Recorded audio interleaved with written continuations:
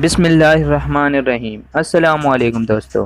آج جو میں تاریخی واقعہ لے کر آپ کی خدمت میں حاضر ہوا ہوں وہ ہے قسطنطنیہ کی فتح۔ قسطنطنیہ کی فتح کے حوالے سے حضور اکرم صلی اللہ علیہ وآلہ وسلم نے کیا پیشن گوئی کی تھی اور اس کی فتح کے محرکات کیا تھے، قسطنطنیہ کا قلعہ کس قدر مضبوط تھا، کس قدر مضبوط فسیلی تھیں اور اس کا فاتح کون تھا، ترک سلطنت کا کون فرما روا تھا، اس نے کون سا حربہ استعمال کیا تھا، جانے کی تاریخ کے اوراق میں سے اس سب سوالات کے جوابات جاننے کے لیے ویڈیو کو آخر تک ضرور دیکھیے گا۔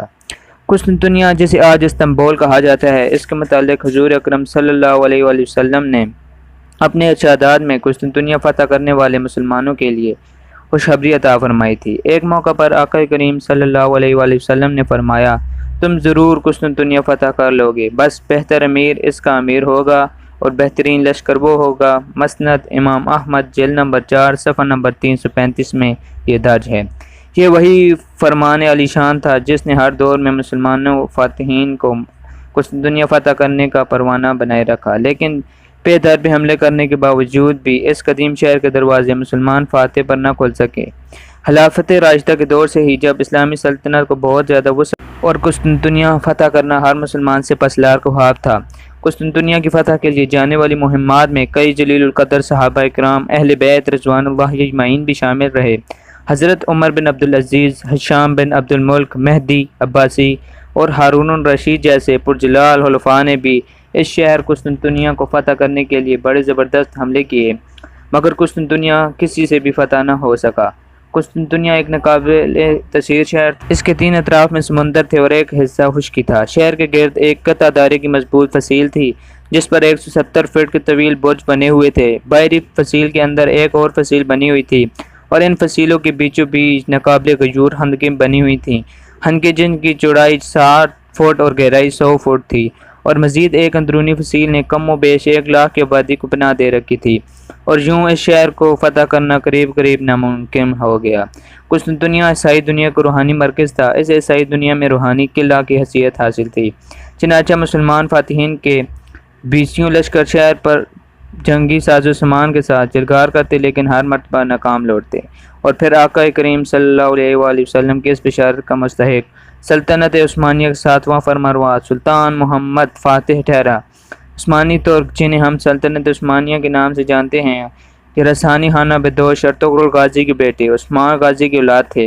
یہ شہر اچک میں داخل ہوئے، پھر انہوں نے ایک سلطنت کی بنیاد ڈالی جو 300 سال کے اندر ایک طاقتور سلطنت بن گئی۔ اس کے عروج کا دور مشرق میں سلطان سلیب اور مغرب میں سلطان اعظم پر ختم ہوتا تھا، لیکن خلافت عثمانیہ کا مشہور فرمانروا سلطان محمد فاتح ہے، جس کے ہاتھوں سرکار دو عالم صلی اللہ علیہ وآلہ وسلم کی بشارت تکمیل قسطنطین دوازنام اور سلطان محمد کے درمیان یہ جنگ تحیر کن جنگ اور انہونے واقعات پر مبنی ہے، جس پر آج بھی دنیا جدید حیران ہے۔ سب تحیر کن وقت اور مارکہ وہ تھا جس میں سلطان محمد نے اپنے بحری بیڑے کو خشکی پر چلانے کا حکم دیا اور 10 میل کا دشوار گزار چٹانی راستہ عثمانی بحری بیڑے نے پتھریلی چٹانوں پر گھسٹ کر طے کیا۔ یہی اس مارکہ کا سخت ترین اور فیصلہ کن مارکہ ثابت ہوا۔ جب 3 صدی عیسوی میں قسطنطین نامی بادشاہ نے عیسائیت کا مذہب قبول کر کے اس شہر کو اپنا پایہ تخت بنا دیا تھا تو اس کا نام قسطنطنیہ مشہور ہوا۔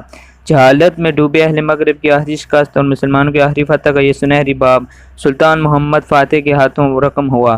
قسطنطنیہ جس کا موجودہ نام استنبول کی فتح کی سعادت اس لشکر کے حصہ میں آئی جو سلطنت عثمانیہ کے سلطان محمد فاتح کی سربراہی میں ربیع الاول 857 ہجری اپریل 1453 عیسوی میں قسطنطنیہ کی فتح کے لیے گیا تھا۔ ایک طویل محاصرہ اور شدید جنگ کے بعد جمادی الاول 857 ہجری مئی 1453 عیسوی میں قسطنطنیہ مسلمان ترک افواج کے ہاتھوں فتح ہو گیا۔ امور بالآخر 7ویں عثمانی فرمان روا سلطان محمد فاتح کا نام تاریخ میں قسطنطنیہ کے فاتح کے حیث سے جلوہ گر ہوا۔ اس عظیم الشان مارکہ کی وجہ سلطان محمد کو فاتح کا لقب ملا۔ تاریخ آپ کو سلطان محمد فاتح کے نام سے جانتی ہے۔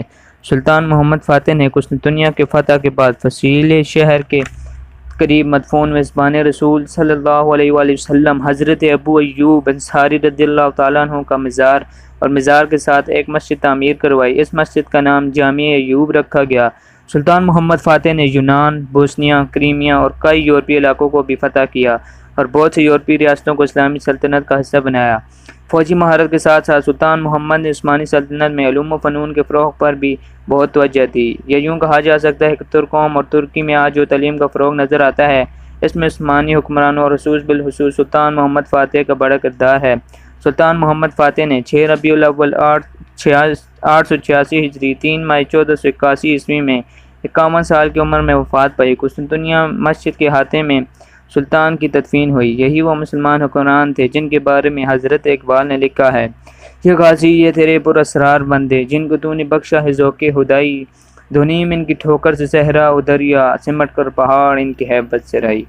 اللہ پاک مسلمانوں کا کھویا ہوا وقار دوبارہ عطا فرمائے۔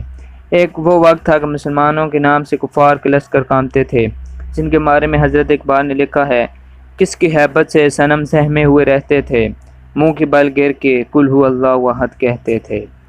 امید ہے یہ آج کی ویڈیو آپ کو پسند آئی ہوگی۔ اس طرح کے بہت سے تاریخی واقعات جاننے کے لیے ہمارے ساتھ جڑے رہیے اور ہمارا چینل سبسکرائب کر دیں۔